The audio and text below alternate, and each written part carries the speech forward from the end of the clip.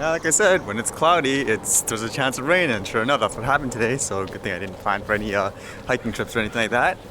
I still have it planned for this week, and I'm just researching it, and it made me read some articles. Funny enough, they popped up about things like certain hiking trails that are a hazard, because I was just basically researching what's the best places to go.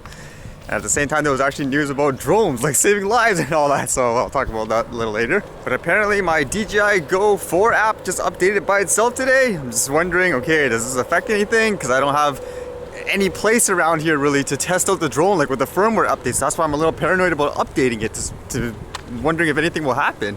So this will be kind of interesting. Should I be updating that drone like before I head out for any of the hiking trips like this week, like assuming that the weather cooperates and everything like that? I'm guessing that the app and the drone is completely independent, correct? Although that would kind of be bad if I went up there and all of a sudden it says, nope, you must update your drone. I'm gonna sit there for like an hour or something like that as it updates, which I probably can't because there's no internet connection usually up in places like that.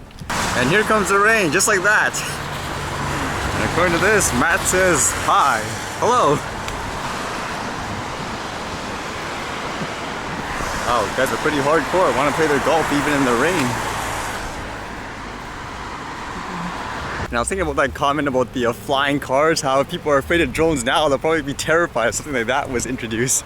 I was actually thinking, when it comes to flying cars, again, I was thinking people would actually be more comfortable with that probably just because I guess cars are more, again, normal. Wasn't there a lot of cartoons like that too, like the Jetsons and all that? So I would imagine most people would assume they're a lot safer. Although they said flying cars supposed to be here in the year 2000, I don't see any yet. What movie do we have shooting here?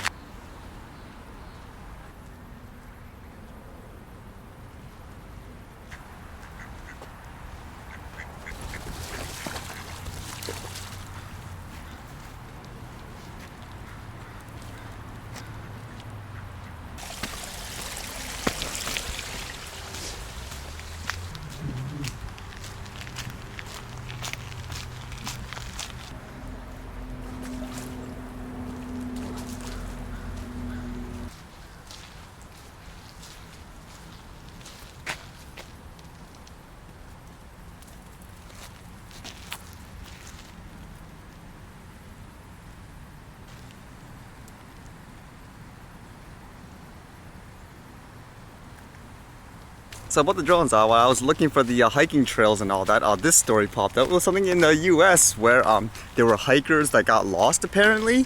And for search and rescues, it usually takes a very long time. I know like here, for example, people get lost all the time in the hiking trail just because they go off trail. And it takes a search and rescue like possibly hours and hours, especially like if it's in the night, it makes it really hard. So in this case, it says they actually used a drone. And because of the drone, it took them about less than 2 hours like to find them. So that's a good story, of course. What interested me most about that was seeing the news reports and the comments from the news reporters, like saying, "Whoa, wow, you could actually use them like for good." In many ways, you can see the clip here that I saw. Look at this, a drone to the rescue. It helped a search and rescue team in Colorado find 2 missing hikers in just 2 short hours. It scanned thousands of square miles of the Pike National Forest much faster than the ground crew ever could. That is really cool. That's it's nice great. to see the drones, really come into use. Yeah. I know. Most times people are just annoyed by drones, it seems, and they're flying over you at the beach. But That's a very good use of them. Yeah. I just thought it was kind of funny with the way they said it. It's almost like, hey, I never knew you could use drones for stuff like this. Like for me, it's like, yeah, well, it's something that flies. Like, isn't that like the common sense thing to think about that you could do with a tech? Although, well, as in many ways, it would be like, in my opinion, like some people with a car saying, I didn't know you could use cars to like, transport or rescue people in this way. I thought they were just for, I don't know, like running over like objects in monster truck like type of showcases or something like that. But I guess, yeah, again, it's good that it's out there because more people need the awareness, like obviously, like based on stuff like this. And then I saw another story. It was the same exact one, except it was a different take on it. And it had actually search and rescue people commenting how, hey, that's just the way modern day is now, like using drone text and stuff. So you can see it here. The team's incident commander, Bruce Fosdick, has been with search and rescue since high school in 1966. And as he says, the times have changed. Now, scientifically, we try to plot out a lot more where the subject is. We use a lot of different assets, dogs, drones, helicopters, all sorts of specialty tracking people. So we try to do a lot more with a lot less people and get it done quicker. I mean, in my opinion, that's the kind of mentality we need because it is the way of the future and it has like such benefits to make things way more efficient. Like even people like this, like search and rescue, they actually recognize it. So I wouldn't see like why like a regular individual wouldn't recognize its benefits too.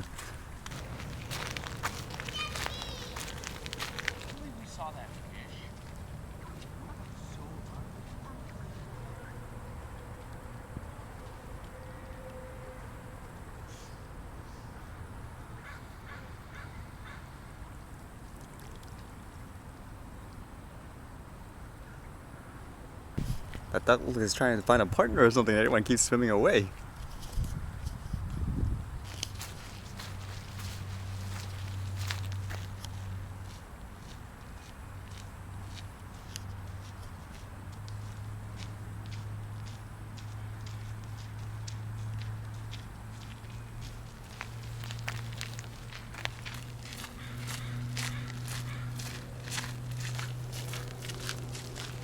What this story made me think of was back a few days ago about that defibrillator drone topic and how basically like in Canada it's so silly where even if there is a benefit it will probably end up saying, oh yeah, those drones are good, but you know, keep the recreational drone flyers down. So what it made me think of like in this situation with the hiking, usually when you go hiking they recommend like the 10 essentials, like the things that you should have, things like maybe like a compass, a GPS, food and all that. So in this situation, let's pretend someone was lost and they had a drone, like say they just did it for photography reasons normally. Couldn't you in a sense use that to help yourself, like to get out of the situation? Or at minimum like this, you have a search and rescue crew, like even if you don't know where you are with the drone, that you could fly up the drone there and it'll tell them like, hey, look for me here, I have like a drone flying here. But like there, to imagine how silly the law is, like there, okay, maybe that search and rescue guy with the SFOC here in Canada, they can fly it, but basically even though you have the drone, you're like, sorry, I can't legally do it. I have to sit here and wait for you guys to give me, because I can't fly my drone to show you where I am just because legally I can't, because I'm a recreational drone flyer, even though there's no one here but us, there's a straight path up there and you guys can find us, I still can't fly it.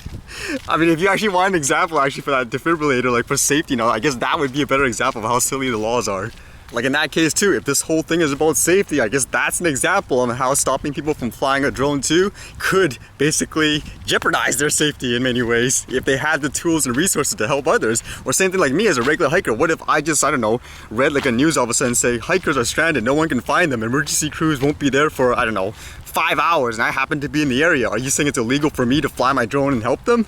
That's kind of the debate I was having with that other guy before that said these laws are so fantastic and it makes sense in every way. In my opinion, no, they don't make sense in every way. In many ways, they don't make sense in the most cases, in my opinion. That would kind of be interesting if one day something like a little flying drone will be a, quote, essential item to go for hiking just in case you get lost. It actually might be good actually in replace of things like you know, just like a general compass and all that, because I already use things like a GPS obviously for the phone, but I think a drone would actually be really good in that case. Not just for taking photography, it'll be for multi-purpose. I then also read this other story about them using drones to find like these really rare plants or something like that. I think it was in Hawaii. Like for me anyways, as a person that flies a drone for fun and taking videos, like I would be inclined to say a person like me would accidentally take footage like that and I wouldn't even know it. It'll take someone else to realize like, hey, those are rare. But again, there's a lot of benefits to it if people just get over that tech phobia of drones. I was even thinking too with the Gardner nightmare of like the drones crashing into the airplanes as a reason to put out those crazy over-the-top laws to essentially ban them like almost everywhere recreationally.